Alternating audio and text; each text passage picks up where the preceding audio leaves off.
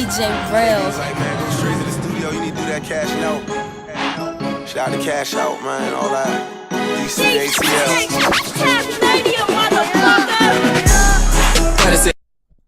Stokely Carmichael was born in the Port of Spain, Trinidad on June 29, 1941. Carmichael moved to the United States in 1952 and attended high school in New York City. He entered Howard University in 1960 and soon afterwards joined the Student Nonviolent Coordinating Committee, SNCC. In 1961, Carmichael became a member of the Freedom Riders. After training in nonviolent techniques, black and white volunteers sat next to each other as they traveled through the Deep South.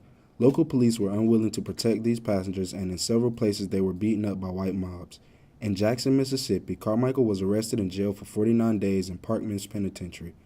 Carmichael also worked on the Freedom Summer Project and in 1966 became chairman of SNCC. In May 1966, Carmichael had largely lost faith in the theory of nonviolent resistance that he and the SNCC had once held dear. As chairman, he turned SNCC in a sharply radical direction, making it clear that white members once actively recruited were no longer welcome.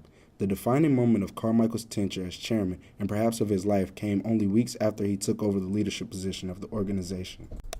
In June 1966, James Meredith, a civil rights activist, was shot during the Walk Against Fear.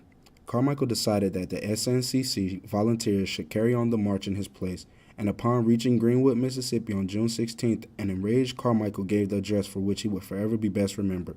"We've been saying freedom for 6 years," he said. "What we are going to start saying now is Black Power."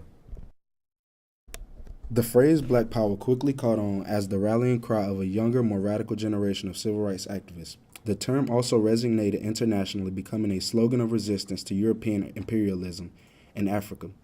In his 1968 book, Black Power, The Politics of Liberation, Carmichael explained the meaning of Black Power. It is a call for black people in the country to unite, to recognize their heritage, to build a sense of community. It is a call for black people to define their own goals, to lead their own organization.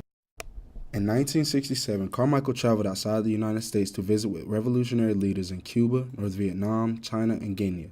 Upon his return to the United States, he left SNCC and became Prime Minister of a more radical Black Panthers.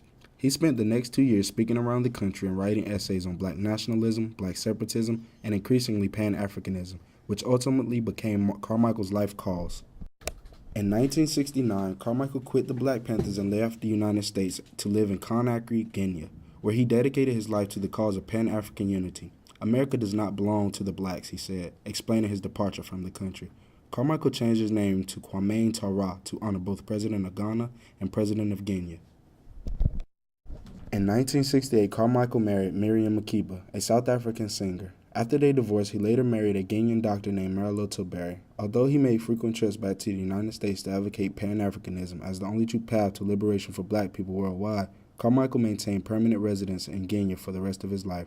Carmichael was diagnosed with prostate cancer in 1985, and although it is unclear precisely what he meant, he said publicly that his cancer was given to him by forces of American imperialism and others who conspired with them. He died on November 15, 1998. Ever since I got brick,